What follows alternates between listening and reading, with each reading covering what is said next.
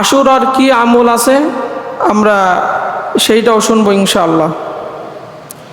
তাহলে আল্লাহ রব্বুল আলামিন কুরআনুল হাকিমের মধ্যে বলেন, যেদিন থেকে আমি রব্বুল আলামিন আসমান আর জমিন সৃষ্টি করছি সেদিন থেকে গণনা হিসেবে মাস রাখছি 12টি। এই 12টি মাসের মধ্যে সম্মানিত মাস, শ্রেষ্ঠ মাস হচ্ছে 4টা: জিলকদ, জিলহজ, মুহররম আর হচ্ছে রজব মাস। এই 4টা মাস হচ্ছে এই 12 মাসের মধ্যে শ্রেষ্ঠ মাস, সম্মানিত মাস। কুরআনের ভাষায় সূরা তাওবার 36 নম্বর আয়াতের ভাষায়।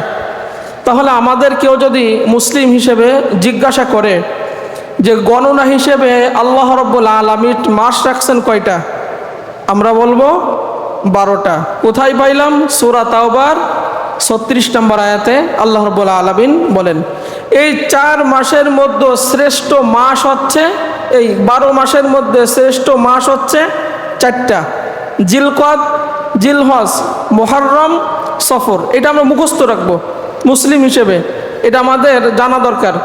অনেক সময় দেখা যায় আমাদের ইংরেজি তারিখটা একটু বেশি হিসাব থাকে, যেহেতু এটা ইন্টারন্যাশনাল, সারা জায়গায় এটা হিসাব হয়।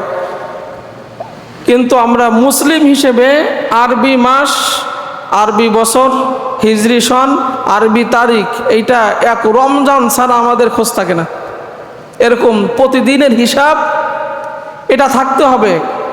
এলাকা ভিত্তিক একজনের না একজন মুখস্থ এটা রাখতে হবে আজকে কত তারিখ, তা না হলে এলাকার সবাই ধরে কি হবে?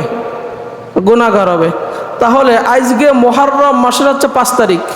মুহররম মাসের কয় তারিখ? 5 তারিখ। আর মুহররম মাস হচ্ছে হিজরি বর্ষের প্রথম মাস। তাহলে গণনা হিসেবে আল্লাহ রাব্বুল আলামিন মাস রাখছেন 12টা। আমরা সে 12টার নাম একটু শুনে নিই। মুহররম, সফর, রবিউল আউয়াল, রবিউল সানি, জমাদিউল আউয়াল, জমাদিউল সানি, রজব, শাবান, রমজান, শাওয়াল, জিলকদ, জিলহজ। গুনছেন কয়টা হয়েছে? 12টা হয়েছে না? এটা আমরা অনেকে, এটা কিন্তু আমরা বলতে পারি না। অনেকে আমরা এইটা বলতে পারি না। জানুয়ারি, ফেব্রুয়ারি থেকে ডিসেম্বর পর্যন্ত সবার মুখস্থ থাকে, কিন্তু আরবি যে মাসের নামগুলা, আরবি দিনের নামগুলা, এটা আমাদের অনেকের মুখস্থ থাকে না। এজন্য আমরা এটা একটু কষ্ট হলেও কিছু কিছু বেসিক বিষয় আছে, এটা আমরা মুখস্থ রাখবো। তাহলে হিজরি বর্ষের প্রথম মাস হচ্ছে মুহররম, আর শেষ মাস হচ্ছে জিলহজ। আমরা অনেকে এই রমজান মনে করি, এটা করব না। আচ্ছা, যাই হোক, আমরা এই সম্পর্কে আজকে আলোচনা শুনবো ইনশাআল্লাহ। তাহলে এই 12 মাসের মধ্যে আল্লাহ রাব্বুল আলামিনের কাছে শ্রেষ্ঠ সম্মানিত মাস কয়টা?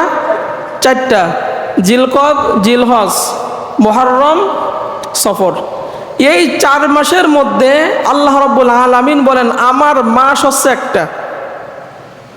এই 12 মাসের মধ্যে 4টা শ্রেষ্ঠ মাস, আর এই শ্রেষ্ঠ মাসের মধ্যে আল্লাহর মাস হচ্ছে একটা, সেইটা হচ্ছে মুহররম। যদি আপনাদেরকে প্রশ্ন করে যে আল্লাহর মাস কোনটা, আপনি সেইটা বলবেন মুহররম। এটাকে বলা হয় শাহরুল্লাহ, আল্লাহর মাস। মুহররম হচ্ছে আল্লাহর মাস। তাহলে আমরা আরেকটা জিনিস জানলাম যে মুহররম মাস হচ্ছে আল্লাহর নাম। এই মুহররম মাসের সাথে, আশুরার সাথে ইসলামের অনেক ইতিহাস জড়িত, অনেক ঐতিহাসিক ঘটনা জড়িত। এইটা যুগ যুগ থেকে আল্লাহ রাব্বুল আলামিন এই আশুরার, আরেকটা জিনিস আমরা এর মধ্যে বলে রাখি, এই যে আশুরা আমরা বলি, আশারুন মানে হচ্ছে 10, আশারুন মানে 10, আশারুন থেকে হচ্ছে আশুরা। আশুরা হচ্ছে মুহররম মাসের 10 তারিখকে বলা হয় আশুরা। মুহররম মাসের 10 তারিখকে কি বলা হয়? আশুরার দিবস। এই আশুরার দিবস, মুহররমের 10 তারিখ আশুরার দিবসের সাথে ইসলামের অনেক ইতিহাস জড়িত আছে। আমরা আজকে সেইগুলো শুনবো কিছু কিছু, এবং এই আশুরার দিবসে কি আমল আছে সেইগুলো আমরা শুনবো ইনশাআল্লাহ। তাহলে আল্লাহ রাব্বুল আলামিনের মাস হচ্ছে মুহররম মাস। এই মাসটা এতটা সম্মানিত, যেহেতু আল্লাহর মাস, কাফেররাও এই মাসকে এতটা সম্মান এবং শ্রদ্ধা করত, এই মাসে কাফেররা পর্যন্ত অন্যায় করতো না, পাপাচার করতো না, যুদ্ধ বিগ্রহ করতো না, গালিগালাজ করতো না, কেউ কাউকে মারা ধরাও করতো না। মানে কোনো অন্যায় কাজ, ফায়সা কাজ, যুদ্ধ বিগ্রহ তারা কোনো কিছু করতো না। এই মুহররম মাসকে তারা এতটা সম্মান করত, এমনকি তারা এই মাসে সম্মানার্থে তারা এই 10ই মুহররমে রোজাও রাখতো। নবীও সেই সময় রোজা রাখছেন। সামনে আমরা বিস্তারিত আমলগুলো বলবো। তাহলে কতটা সম্মান, কতটা শ্রদ্ধা। যেরকম আমাদের হ্যাপি নিউ ইয়ার যখন আমরা পালন করি, 31st নাইট যখন আমরা পালন করি, বিগত বছরের গ্লানি ভুলে নতুন বছরের সূচনাটা আমরা ভালো করে করতে চাই।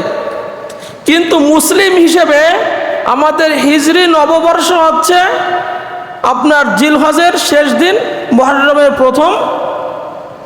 কিন্তু আমরা সেইটা করি না যে বিগত একটা বছর আমার মাস থেকে আল্লাহ রাব্বুল আলামিন নিয়ে গেলেন, মুসলিম হিসেবে আমার এই মুহররম মাস শুরু হয়েছে, এইটা আল্লাহর মাস, এই মাসে আমাদের কি করণীয়, কি বর্জনীয়, কি আমল আছে, মুসলিম হিসেবে এটা আমার জানা থাকতে হবে।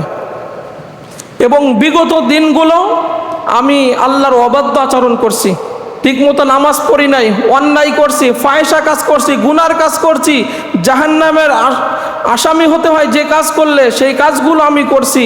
ওই কাজগুলো আমরা এই মাসে ওয়াদা নিয়ে ওই কাজগুলো আমরা বর্জন করব। কাফেররা পর্যন্ত খারাপ কাজ করতো না। এই জন্য সম্মানিত ভাইরা আমার, এই 10ই মুহররমের সাথে ঐতিহাসিক অনেক ঘটনা জড়িত। এই 10ই মুহররমে